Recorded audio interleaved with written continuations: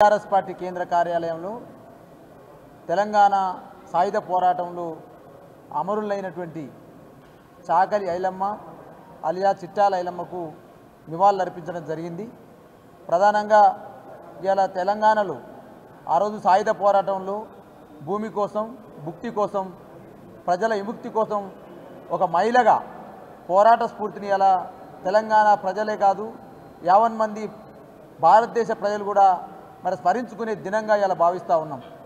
ఆమె పోరాట స్ఫూర్తిని భవిష్యత్తులో తెలంగాణ వ్యాప్తంగా కొనసాగిస్తామని, అదేవిధంగా నాడు ఏ విధంగానైతే తన పంట మీద తనకు హక్కు లేదని ఆ రోజు విష్ణు రామచంద్రారెడ్డి మరి సాకలి ఐలమ్మ మీద కావచ్చు, ఆ రోజు ప్రజల మీద ఒక ఎట్టి చాకిరి చేసే ప్రయత్నం చేస్తూ ఉంటే, వారి మీద ఆ కుప్పను ఎత్తుకపోవాలనే ప్రయత్నం చేస్తూ ఉంటే ఏ విధంగానైతే పోరాడిందో ఆ పోరాట స్ఫూర్తితోటే తెలంగాణలో కేసీఆర్ గారి నాయకత్వంలో ఆ రోజు నుంచి ఈ రోజు వరకు కూడా కేసీఆర్ నాయకత్వంలో మరి అణచివేతకు వ్యతిరేకంగా, దోపిడీకి వ్యతిరేకంగా, నీళ్లలో కావచ్చు, నిధులలో కావచ్చు, నియామకాలు జరుగుతున్న వ్యతిరేకంగా మరి కేసీఆర్ గారి నాయకత్వంలో ఆ రోజు వీరులు అందించిన పోరాట స్ఫూర్తితోటి తెలంగాణ ఉద్యమాన్ని నడపడం జరిగింది. తెలంగాణ రాష్ట్రం వచ్చిన తర్వాతకి అన్ని రంగాల్లో తెలంగాణ అభివృద్ధి అంటే మరి ఈరోజు వచ్చినటువంటి నయా విష్ణు రామచంద్రారెడ్డి వారసులైనటువంటి రేవంత్ రెడ్డి నాయకత్వంలో మాత్రం అన్ని రంగాల్లో వివక్షత కొనసాగుతూ ఉంది, అన్ని రంగాల్లో దోపిడీ కొనసాగుతూ ఉంది, అన్ని రంగాల్లో ఇవాళ